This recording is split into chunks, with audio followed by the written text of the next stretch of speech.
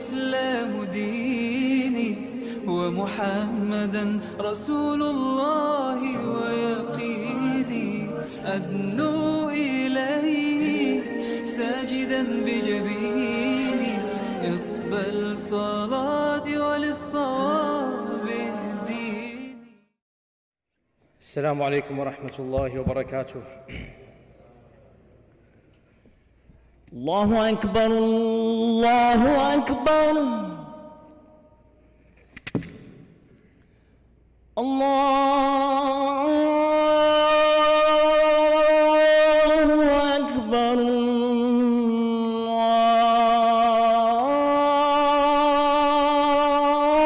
الله أكبر.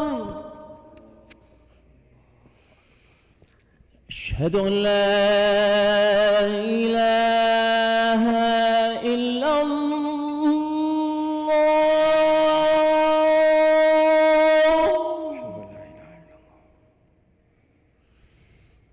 أشهد أن لا إله إلا الله.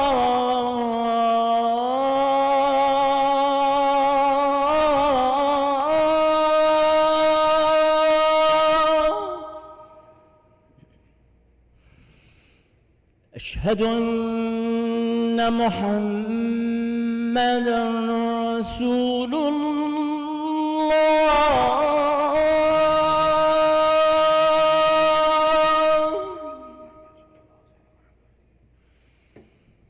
أشهد أن محمدًا رسول الله.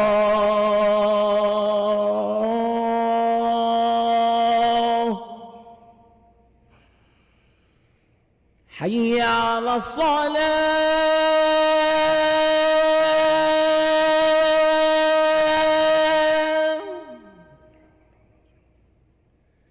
حي على الصلاة.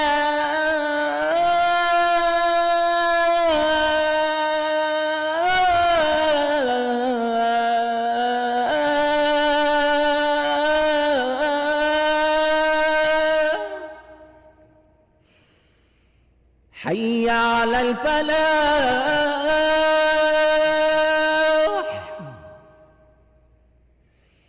حي على الفلاح.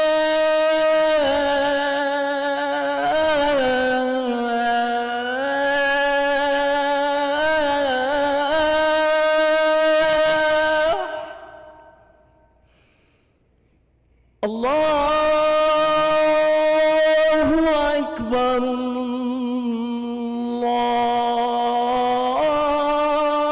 الله أكبر. لا إله إلا الله.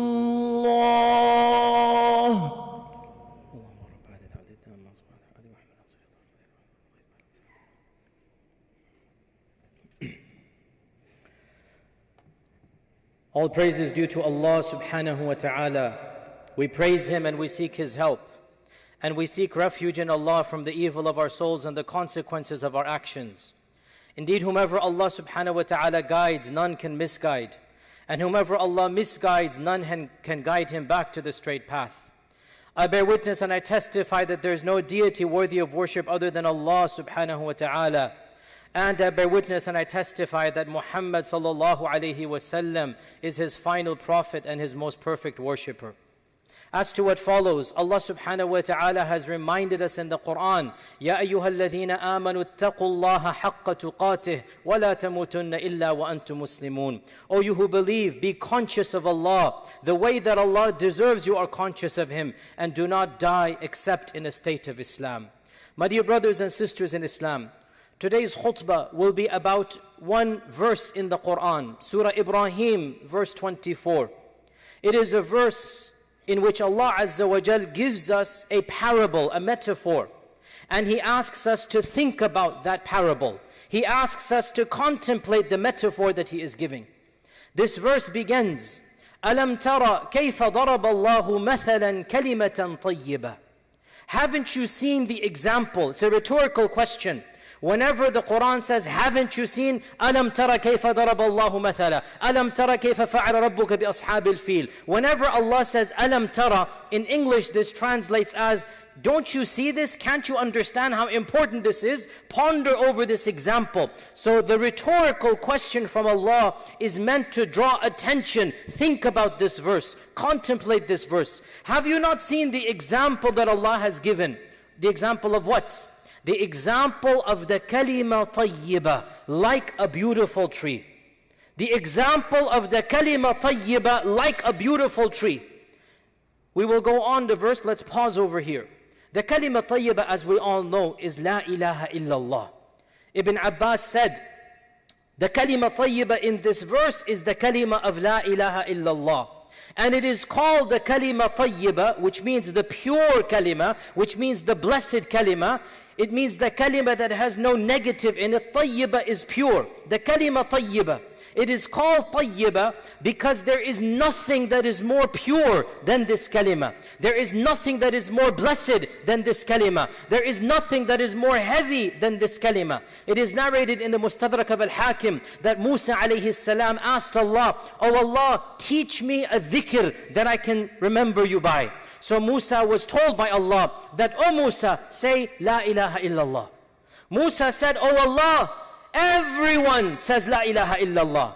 Means I want something special. I want something more blessed. I want something unique only to me. Allah said, "Oh Musa, if all of the creation and the 7 heavens and the 7 earths and all that was in them was put on one side of the scale, and La ilaha illallah were to be placed on the other side, La ilaha illallah would be heavier than all of that." Meaning, there is nothing more blessed than La ilaha illallah.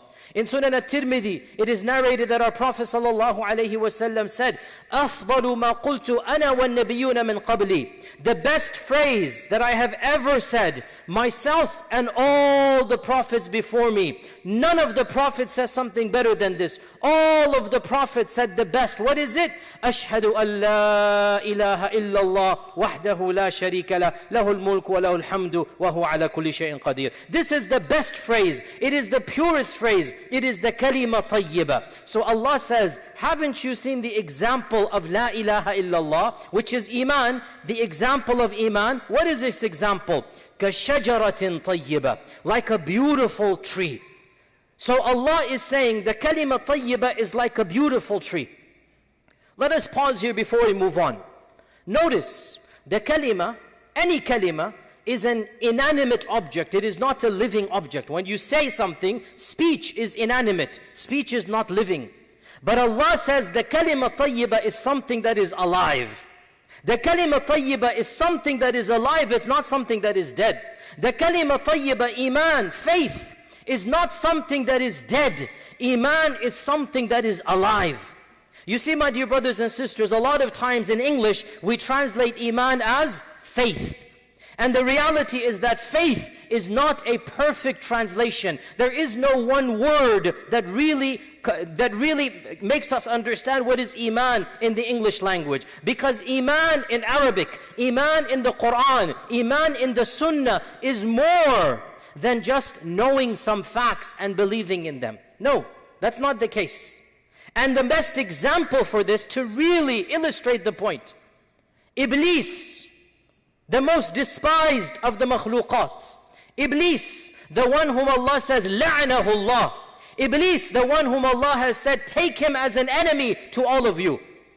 Does Iblis know that Allah exists? Does Iblis know that Allah is the one true Lord? Does Iblis know that there's a qiyamah? Does Iblis know that there's heaven and hell? Does Iblis know that Allah has sent the prophets? Think about these questions and you will answer, yes, Iblis knows. Yes, Iblis believes at some level. At some level, he believes that Allah exists. At some level, he believes that there's heaven and hell. Of course, he made dua to Allah. Oh Allah, allow me to live until Judgment Day. He's making dua to Allah. So from an English perspective, not Arabic, from an English perspective, we can say Iblis believes in Allah. Iblis believes in Qiyamah. Iblis believes in heaven and hell. Iblis believes in the prophets. But is Iblis a believer? Is Iblis a mu'min? Obviously not. Obviously not. Which illustrates that Iman is not synonymous with faith and belief. Iman is not the same as merely knowing and then affirming. Not at all. So Allah is saying Iman is something that is living. Kalima tayyiba is a shajara, which means Iman is manifested in your life. Iman is demonstrated in your akhlaq, in your amal. And that is why in over 75 verses in the Quran, over 75 times in the Quran, the phrase occurs, إِنَّ الَّذِينَ آمَنُوا. What's the next phrase? وَعَمِلُوا الصَّالِحَاتِ وَالَّذِينَ آمَنُوا وَعَمِلُوا الصَّالِحَاتِ وَعَدَ اللَّهُ الَّذِينَ آمَنُوا مِنْكُمْ وَعَمِلُوا الصَّالِحَاتِ. Iman and amal go hand in hand. You cannot have one without the other. There is no such thing as theoretical faith, as, oh, I know I'm a Muslim, I put on a census form, I'm a Muslim. No, not good enough in the eyes of Allah. It might be good enough for our governments, it might be good enough in the census forms, but for munkar and nakir, for the angels, for the hisab, for the shuhud, for the qiyamah, for Allah subhanahu wa ta'ala, it's not good enough to say, oh, I know I'm a Muslim, I'm born in a Muslim family. No. Iman is a lived reality. It is demonstrated in your lifestyle, like Allah compares Iman to a tree. Our Prophet ﷺ said, hadith is in Sahih Bukhari, there is a tree amongst the trees that most resembles the mu'min. Do you know what it is? They tried and they guessed and they weren't able to guess. The Prophet ﷺ said, it is the date palm tree. It is the date palm tree, the nakhla. Our scholars mention, why did the Prophet ﷺ say the date palm tree resembles the mu'min the most? Because the date palm tree is one of the most blessed trees. Everything from the date palm is utilized by society. Nothing is thrown away. At every stage of its growth, the date palm is benefited. Its roots are used for medicine and herbs. Its trunk is used for the building of houses. Its leaves are used for the roofs. Its fruit is, of course, of the most precious fruit known to man, and that is dates. Every single portion of the date palm is beneficial. This is what our Prophet is saying. The mu'min is like the date palm. You can see his benefit. So Allah Azza wa Jal says, the kalima tayyiba is a beautiful tree. As well, a beautiful tree. A tree isn't just something that is alive. No. It's not just something that is alive. If Allah had wanted to, He could have said, the kalima tayyiba is a beautiful butterfly. He would have said, oh, how beautiful. No. Trees. What is unique about trees? We know this since we were in grade 1 and 2, since primary school. The building block of life begins with trees. Trees is where everything begins when it comes to life on this earth. The issue of photosynthesis, taking in carbon dioxide, giving back oxygen. The entire structure of life revolves around and begins with the tree. So too is the kalima tayyiba. It's not just something that is alive. No, the kalima tayyiba is life-giving, not just something that is alive. Like the tree is life-giving, like the tree sustains life. Life could not exist without the tree. So too, without the kalima tayyiba, there is no spiritual life. Without la ilaha illallah, the ruh is dead. The qalb does not have a spiritual pulse, even if the heart beats physically. Without iman, without the kalima tayyiba, spiritually the heart is dead. So the kalima tayyiba is not just alive, it is life-giving. And look at how beautiful the metaphor is. Subhanallah, it is amazing that in every culture, in every society, in every era and generation, the universal symbol for life and for peace is the tree. It is true, look at any culture and civilization. A tree symbolizes stability. It symbolizes life. It symbolizes peace and security. Even the United Nations has as its security, as its peace, the leaf or the firm. Any organization, any NGO that wants to mention its mission as being peaceful, as being green, as being anything, the symbol will be something of the tree. Why? Because it is ingrained in us that the tree is life-giving, that the tree is something that is giving stability, that the tree provides for us. And look at how beautiful this metaphor is. Subhanallah, what does the tree not give for us? It gives us the air that we breathe. It gives us the fire by which we cook. It gives us the firewood or the logs, by which we build our houses. For the Arabs, it provided the roof as well. Literally, without exaggeration, the air that they breathe, the fire that they cook with, the houses that they live in, the roofs that they live under, the fruits that they eat, all of it is coming from the tree. Allah is saying, the kalima tayyibah is your tree. You can't live without the kalima tayyibah. It's giving you everything from A to Z. So Allah subhanahu wa ta'ala mentions that the iman and kalima tayyibah is like a beautiful tree. As well, notice, what does the tree have? The tree has roots and branches. The tree has a trunk. The tree has that which is essential and that which is beautification. For example, the trunk, if there is no trunk, there is no tree. And the branches, not every branch is essential. You can break a branch and the tree is still there. So too is iman. There are aspects of iman, if you don't have them, you don't have iman. If you don't have the kalima, you don't have iman. And then there are aspects that are important but not essential. There are aspects that are beautification and not even important. So iman is not just one thing. It is multifaceted. It is multi-layered. There is that which is essential, for example, the trunk. There is that which is important, for example, the main branches. There is that which is a beautification, for example, the flowers and whatnot. So too is iman. Not everything is the same. Not every good deed has the same level. Not every sin has the same weight. Our Prophet ﷺ said, iman consists of 60 odd branches. Again, the metaphor of the tree. 60 odd branches. So not all the branches are the same. One of our famous scholars of the past, Imam al-Bayhaqi, he died 486 Hijrah, 1,000 years ago. He wrote one of the most magnificent books of hadith. It is called Al-Jami'u li Shu'ab al-Iman, the encyclopedia about the branches of iman. It is in 16 volumes in print, and he goes over every single branch that is mentioned in the prophetic hadith. So iman is like a tree.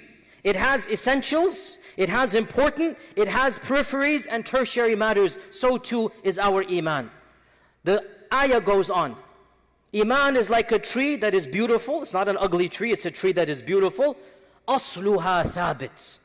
The roots are firm and deep.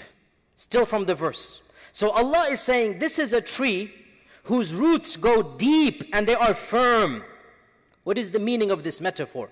What does it mean when we say that the tree's roots go deep? Well, many things. First and foremost, the tree is not new. It is not young. It is not something that was done yesterday. To have deep branches means what?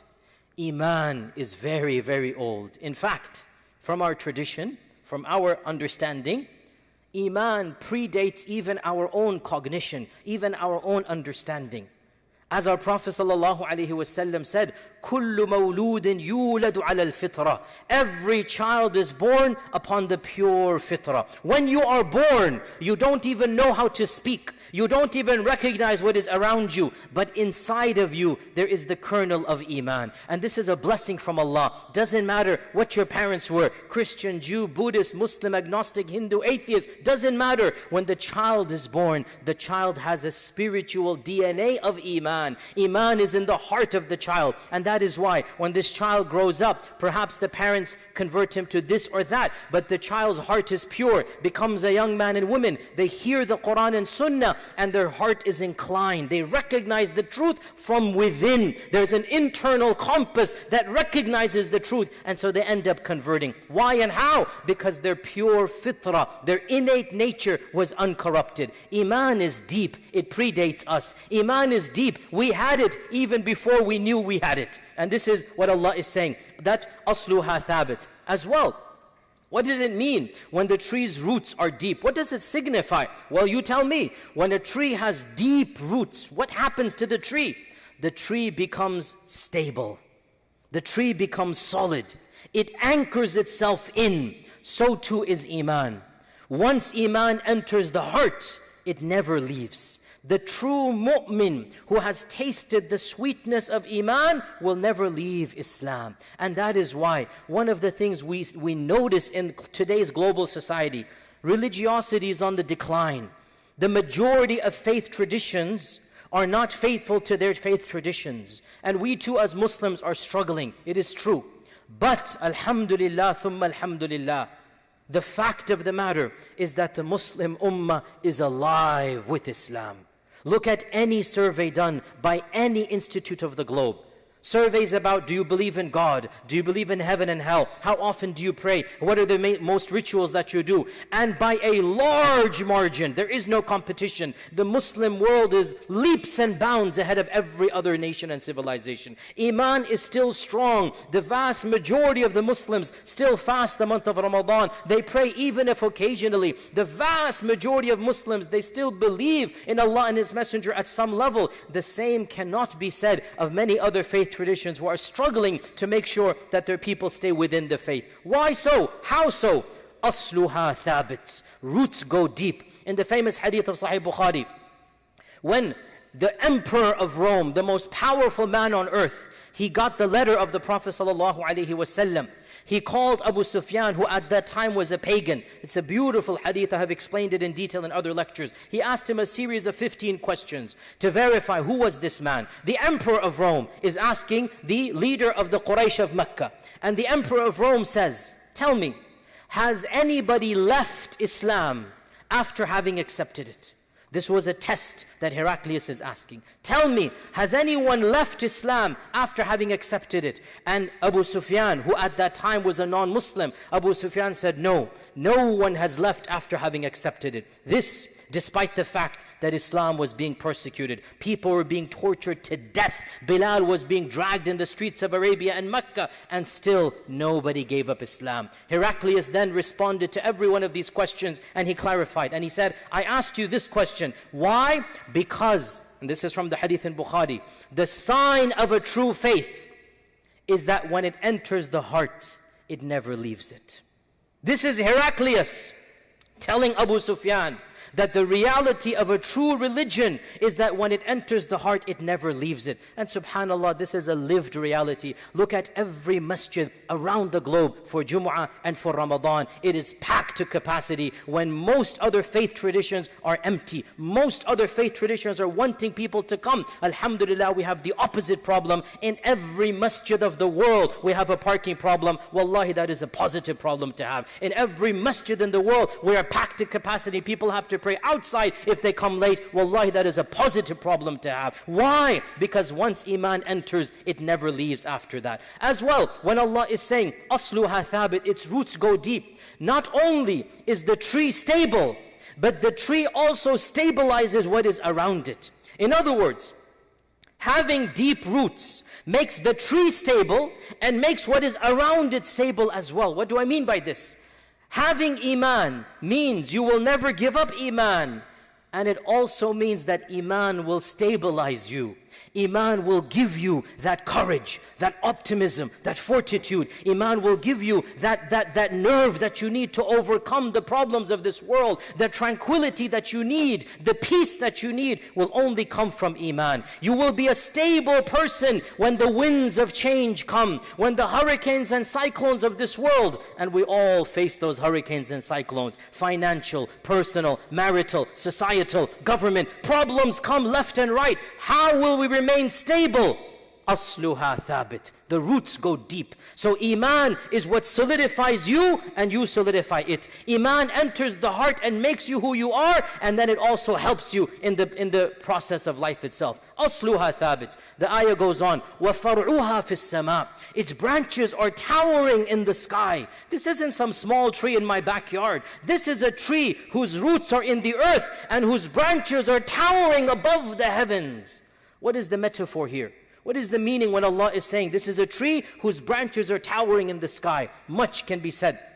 First and foremost, Iman is clearly visible. Nothing can hide it. Can you hide a tree that is touching the clouds? What will hide a tree? What will make a tree disappear that is touching the clouds? What skyscraper built by man can hide such a tree?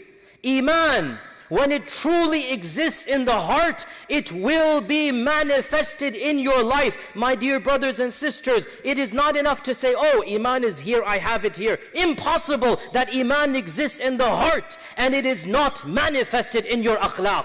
It is not manifested in your mu'amalat. It is not manifested in how you treat others. I swear to you, Iman will even be manifested in how you treat your children, and yes, even in how you drive and how you buy and sell. If Iman Iman exists. It will be demonstrated. You couldn't hide it even if you wanted to. This is what Allah is saying. فَرْعُهَا فِي السَّمَاءِ. Its branches are towering in the sky. As well, the metaphor of towering in the sky is very clear. Iman lifts you up. Iman makes you a role model. Iman causes people to look up to you for stability, for comfort. Large trees protect that which is around it. The larger the tree, the more benefit, the more shade, the more barakah, the more fruits. The more Iman you have, the more benefit you will be to your family, your friends, people and society around you.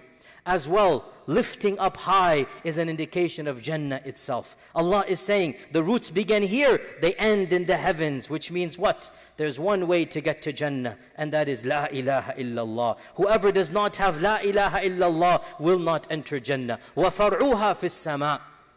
The verse goes on, تُؤْتِي أُكُلَهَا كُلَّ حِينٍ بِإِذْنِ رَبِّهَا. This tree, it gives you its fruits throughout all seasons, by the permission of Allah. So two unique things about this tree. Number one, there are no seasons for the tree of Iman. You can harvest fruit at any time of the day and night. In summer, in winter, in fall, in spring, in autumn, doesn't matter. The tree of Iman is ever fruitful. There is no tree in human existence that is ever fruitful. The tree of Iman will give you fruit at all times. When you're down, it will make you optimistic. When you need courage, it will give you courage. When you're sad, it will make you happy. When you need anything, at any time, in any occasion, the tree of Iman will give it to you. As well, Allah says, تُؤْتِي أُكُلَهَا. It is giving you its fruits in the plural. It doesn't have one fruit, not just apple, not just orange. Fruits. The tree of Iman is evergreen and multi-fruitful.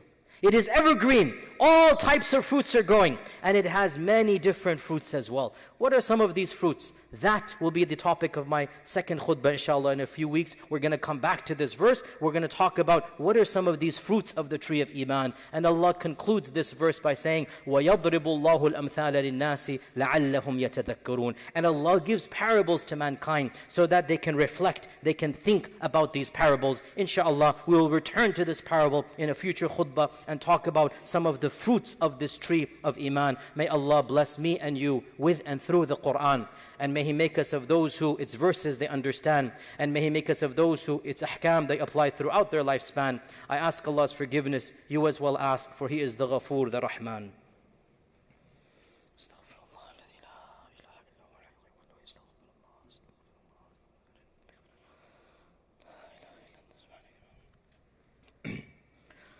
الحمد لله الواحد الأحد الصمد الذي لم يلد ولم يولد ولم يكن له كفوا أحد وبعد.